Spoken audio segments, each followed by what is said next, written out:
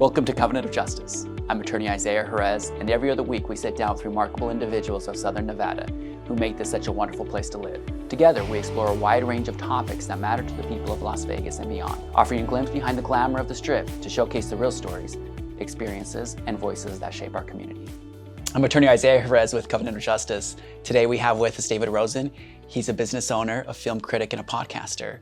And David, out of all those titles, which is your favorite title? Oh, that's a interesting question because I just kind of started running Trax records, and so I don't know at this point. I'm still kind of figuring that out. I mean, I usually call myself a musician first and foremost, but for the last 5-6 years, podcasters taken over and become like my main thing, even though I was still doing music. And now over the last 2 months, Trax has taken over that. So, but it's all happening simultaneously, so I don't know. Yeah. Yeah. But shifting, right? I mean, that happens to all of us, right? You're always shifting hats and moving around, but Yeah. it sounds like you're a musician at heart, though. Yeah, absolutely. And you know, when I think about music can just be so powerful, right? You can cross over not only languages but generations as well, and even like I've seen music heal people. And for you, like, how has music been important in your life? Well, I mean, I do different kinds of music, so they all have different impacts on myself and, hopefully other people who listen to it. I mean, my main form of music has always been instrumental music, and I compose music for film. I put out albums of instrumental music that kind of bridge all different kind of genres that I'm interested in playing in, and kind of merging them all together. And then I also do these like silly fun songs about my pets under this group called the Pup Pups, which is like a comedy novelty group. But I mean, to your question, that's almost the most important of them all because we actually lost our dog Harvey this past week, which has just been just incredibly difficult. But those songs, in a lot of ways, were ways of like pre-dealing with the fact that was going to happen at some point. A lot of the songs were about his aging, and like they're silly songs. I don't want to make it sound like it's really heavy or anything like that, but they're dealing with being old and all the things that come with being an old dog and stuff like that. And so those songs, I think in a lot of ways were, for me personally, me kind of working through it in advance, Yeah, that's pretty amazing, right? It's music, your music being a way to kind of process what's going on in your life. But also, I think looking back, like it almost can serve as like a memory for you as well to look back, right? Like, hey, maybe however long it was where Harvey was going through a hard time, but also going back even further, right? Those fun times that you had with him. Absolutely. And then, I mean, with my instrumental music, like for me, it's mostly all about like making music I want to hear. And like, it's weird because I don't actually listen to a lot of instrumental music, but I like making it because I like to kind of push myself and figure out what I'm capable of doing when it comes to making music. So for all that, it's just, there's not really an emotional response to it, but then with the Pup Pups there is. And so it's like just all different kinds of projects that I kind of put myself into. And that passion for music, was that something that your parents instilled in you from when you were little? Probably to a degree. I mean, I was certainly always around music from like, just being a baby and just being all around the records and all that kind of stuff from my dad. And so I'm sure that was a big part of it. My mom she was big into heavy metal, and she was constantly blasting Metallica and stuff like that when I was a kid. So, yeah, so there's music around constantly, whether it was doo-wop and oldies to the Metallica and all that kind of stuff, and the whole range in between. And so I'm sure all of that kind of had an impact on me getting into music. Yeah, and right, and parents can be influential for us as we grow up and we find our passions as well. But even now, where you're at in your life, as you're talking about, where you're taking over Trax, taking on the family business, and Trax was notorious for just being a place where you could go and have to dig through to try to find the treasure, right? And you've taken over, and I think you're trying to organize everything, but finding treasures yourself, right? Sure, yeah. I mean, I want to definitely keep that vibe of like where people are going to go and just have a whole day of digging and finding things. But at the same time, I wanted it to be a little more welcoming. I wanted it to be a little less overwhelming for me as I go in every day. But before I was there a few days a week, and it's like I could kind of deal with this disaster of a store in the way that it was. A very successful disaster, but still disaster. I mean, and that was what it's known for, right? Yeah. I mean, you go around and it's like, you Yeah. got to search. And I can't personally deal with that. It's just too damn stressful. And so I wanted it to be a little bit more, a little more clear to where you could actually like get through. That would be nice, you know, maybe have more than one person walking in one path instead of it being one way only through the various aisles. So yeah, a lot of that going on. But at the same time, I still want it to be fun and unique and an interesting kind of store that is what you picture when you picture like old, dusty, unique record store. Yeah. You know, when I started my own law firm, one of the big drivers for me was to create something for my children, right? I hope that at least one of my children end up becoming an attorney and they can go ahead and kind of take what I've built and run with it. Did your father have that same idea for you? Like, hey, like this is, like I love what I'm doing. I have all this resources, all this.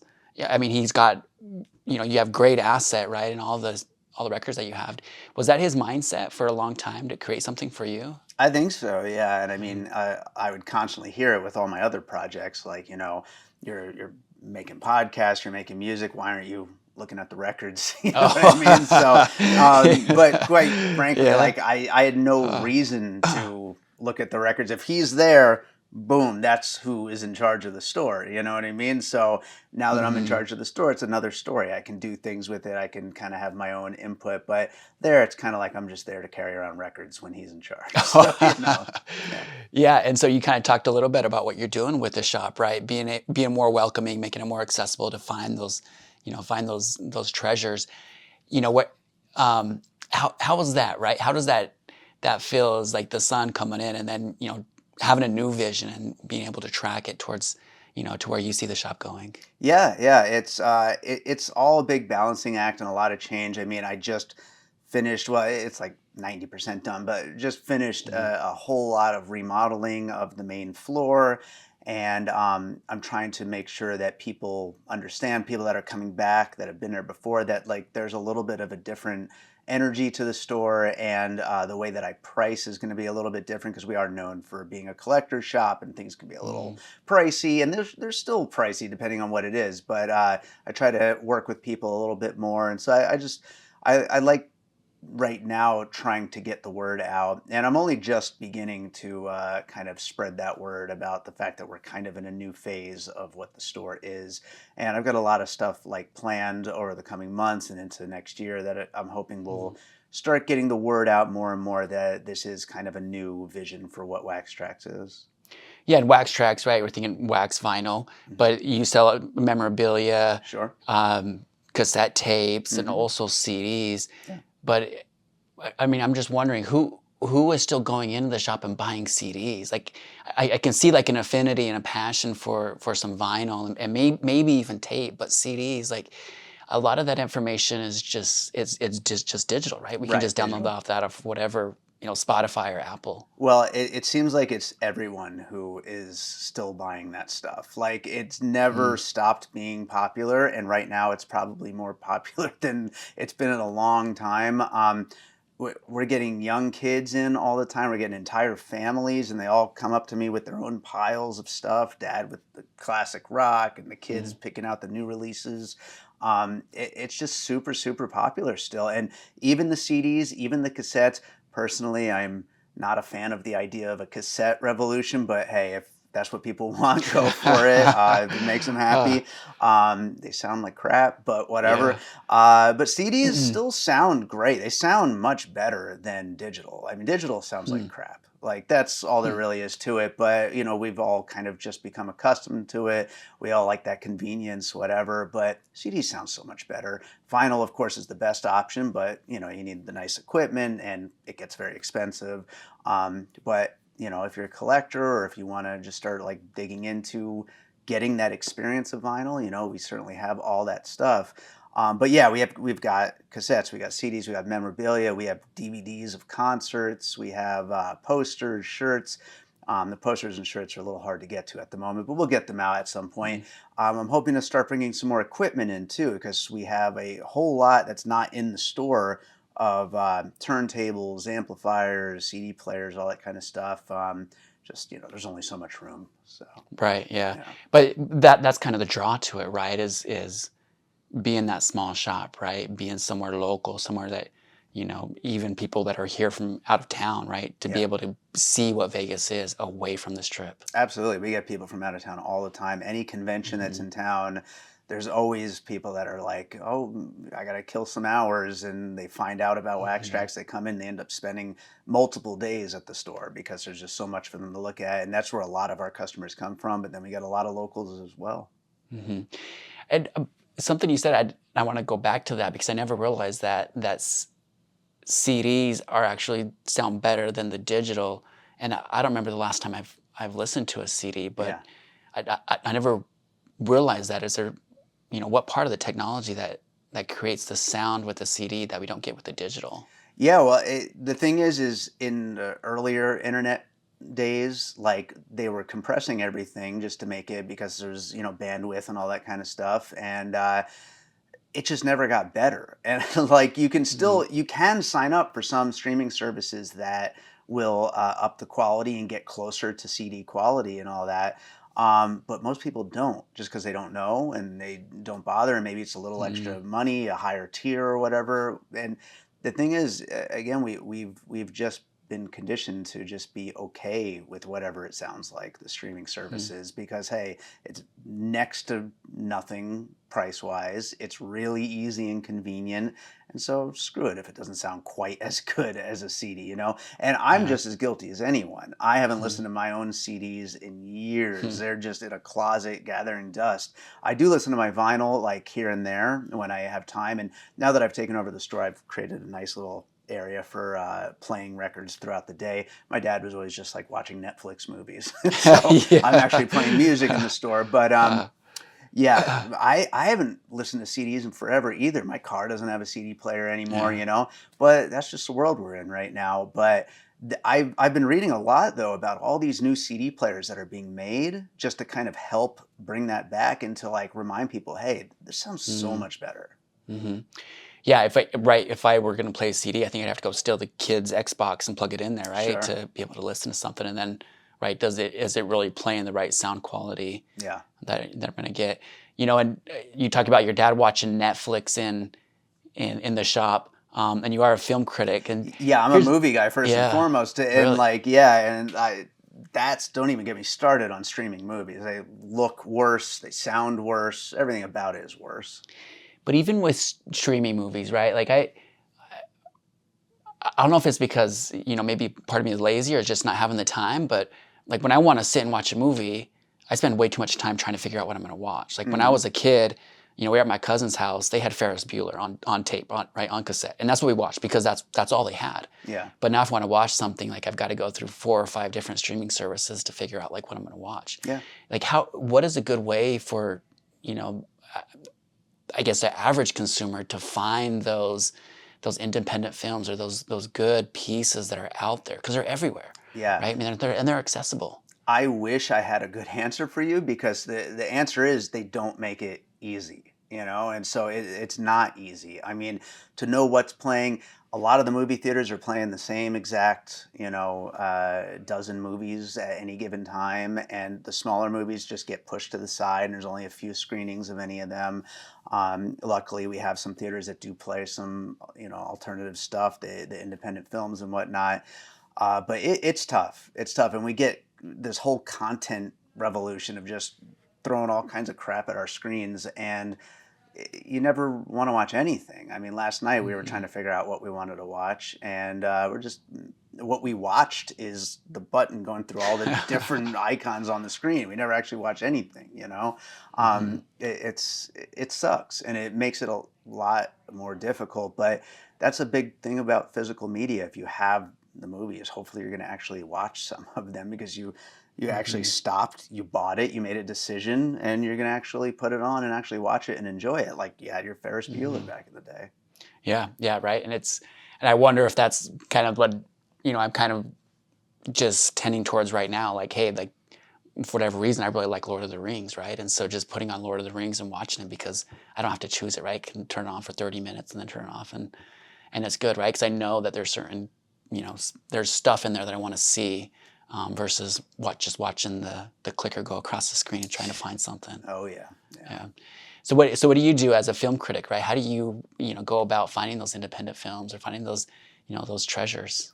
I mean, for me personally, my radar is like boom, right on that kind of stuff. So I don't have to look too hard. I'm like constantly aware, and I'm waiting for these things. Mm-hmm. And like these are the filmmakers I'm excited about. So for me personally, it's not a difficult thing to find. But with my podcast, piecing it together, hopefully I'm shining a light on some of these things for other people. And of course, I still have to do the Marvel movies, and I still have to do all the popcorn movies as well. But um, for example, at the time we're recording this, not too many people probably know that there's a new Toxic Avenger movie coming out. That's like, it's a remake of the original, and it's got some interesting. Peter Dinklage is the star of it, and it's going to be completely insane. I'm doing a live piecing it together show this coming Friday at the time we're recording this at Downtown Cinemas. It's going to be a really fun show. That's the kind of movie that I feel like most people probably have no idea that that's a thing that's about to happen. And so hopefully my show shines a little light on it. People see that I'm doing the show, people listen to Mm-hmm. the podcast episode and think, wow, that sounds nuts. I got to go watch that. Those kinds of movies, I hope to do as many of those as I can, because they're mostly the most important movies for filmmakers, but also the most interesting and exciting movies, because how many more times do we really need to see superhero stuff? Yeah. Yeah, right. I mean, it's the same stories, and some people believe that there's only what 4 or 5 stories that are retold Yeah, over and over sure. again, right? But there's different ways to tell it, right? Instead Yeah. of having the same superheroes up or Yeah. the same stuff. So, but I think it's amazing that what you do with Wax Track Records and what your family's done with that, right? Because it comes back to where we are right now. Like, really, if we want to find good stuff, we've got to look for it, right? We've got to put in the effort Yeah. to find that stuff. And with art, right, it's just so important for us to be able to connect and maybe spend the time, right, listening to podcasts, to find out like what's out there, right, what's Yeah. available to look at and what's available to watch. Yeah, and the focus of my podcast, piecing it together, the idea is that me and guests we look at a movie through the lens of what movies might have inspired it, and so each movie is a jumping off point to bring up other films that like maybe deal with similar themes, similar ideas, filmmaking styles, some kind of connections, and so. Uh, we're going to talk Toxic Avenger on Friday. We're going to end up bringing up other movies that are maybe gore fests just like it. Or actually, I'm sitting here bad mouthing superhero movies, but Toxic Avenger is essentially a superhero movie. So we'll probably talk about Yeah. some superhero movies in the process. But, Hmm. just the fact that what I'm doing with the show is taking a movie as a jumping off point to talk about other movies you should watch as well. It's a fun way to get those recommendations out there. Yeah, right. Because you're maybe focused on one particular movie, but as you do that, you're talking about, okay, for example, like COVID, right, and dealing with seeing that the way that COVID is displayed in certain movies right now, and then talking about, okay, what other movies have kind of addressed this Yeah, we just and bring did up an those episode on topics. Eddington, the Ari Aster Mhm. film, which was set during COVID and politics and all that kind of stuff is a big part of that movie. And so that was a really interesting episode because we were able to get into all kinds of stuff from not just movies, but get into everything that's been going on the last 5 years. So Yeah, yeah, and it's been such a huge, I think, culture shift for us as Americans because like there were so many liberties that were taken away from us at that during COVID, and we did for most part we just allowed it to happen, yeah, well, it and was it it's was a it was a strange time, and it's still a strange time right now. So. yeah, and that that culture shift. Who knows if we'll ever get back to where we were before? I don't. Mhm. I mean, what once we start to release those those rights that we give, for example, right after World War II, we gave so much power to the executive because we were so worried about nuclear war, Yeah. right? And we've nowhere near getting back to that. Like it's never going to happen. Yeah. We could see the executive right now, utilizing the power, whether or not for good. Some people think for good, some people think, for bad. But it stems back to us just giving away our rights. Well, and for me personally, as a movie guy, it comes down to giving away the theatrical window because during COVID, the whole thing was like, well, nobody can go to the movie theaters. Let's just dump the movies on streaming and they can Mm, watch them there. But then the movies don't make any money. And if the movies don't make any money, the filmmakers don't make any money. And then the filmmakers can't make more movies. But everybody's happy. So, "Oh, I got all these movies to watch on my yeah. screen," but nobody Uh, thinks ahead to the fact that yeah. nobody's going to make any movies anymore, or at least anything worthwhile, because they're not going to have the budgets to Mhm. make them worth. It's a whole thing, and yeah, I mean, it's maybe entertainment's not as important as civil liberties or whatever, but like for me, it is. Yeah, no, and art, art, Yeah, art is important, right? Like exactly. art is a part of the civil liberty, and Yeah, that's where we are allowed to express ourselves and recognize generations that have come before us, right? yeah, And yeah, that whole, like I really enjoy going to the movies with my kids, and I think we're kind of more like the popcorn, right? We go to Fandango and whatever's there, right? We're going to it. yeah, Um, but yeah, and so trying to extend ourselves and saying, okay, yeah, let's find something good, yeah. right? And you need to go see something good. It's so much fun, and Yeah, also people love to complain about the price, which everything has gone up in price yeah. nowadays. Like there's no getting around that. But the thing is, movies are not as expensive as concerts, as sporting events, as like all these other things that people still go to. And like, yeah, they might complain a little bit about how expensive it's gotten, but it's not like the number one thing that they say about it. So I don't understand why movies have become like kind of the whipping boy of, oh, Mm, it's so expensive nowadays. I mean, it is mm. expensive, but like at the same time, everything else is way too expensive. So movies are just a great form of entertainment and a great night out.